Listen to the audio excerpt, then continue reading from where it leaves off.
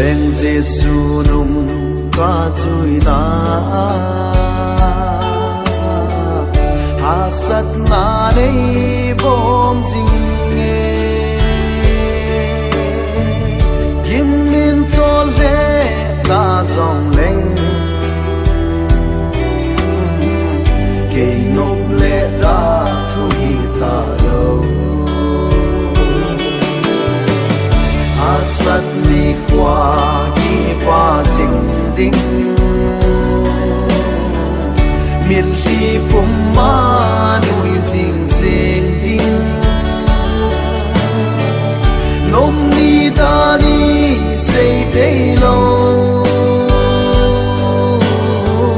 ngồi su hẹn đại cái hẹn lăng một lệ lang sáng riêng dòng lệ dùi dinh ta nghe ca lêu Giêsu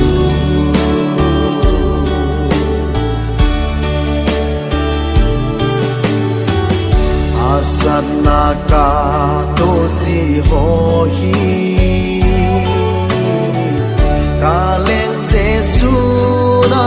he nai leia ka to im na ho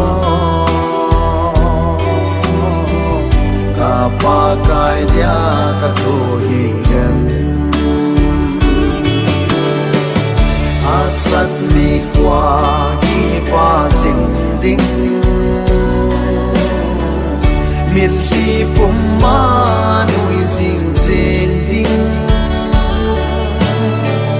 nôm ni ta đi xây thế lâu ngồi su hẹn đại cái hẹn lăng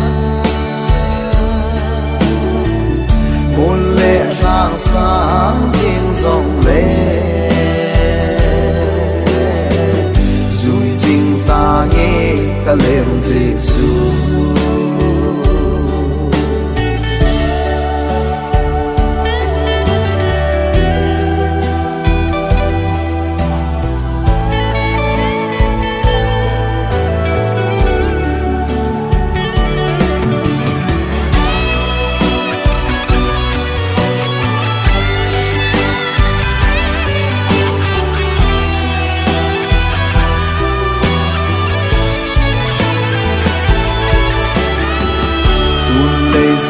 na gen thế sông lên ca pa kai mel ca mu te ca lon hi sông hul ta ding lấy gen thế na sông mil ca ge asat mi qua qua dinh đinh miền li bom ma nuôi dinh dinh đinh nôm ni ta đi xây thế lâu ngồi su hẹn đại cái hẹn lăng một lệ lang sáng riêng dòng lệ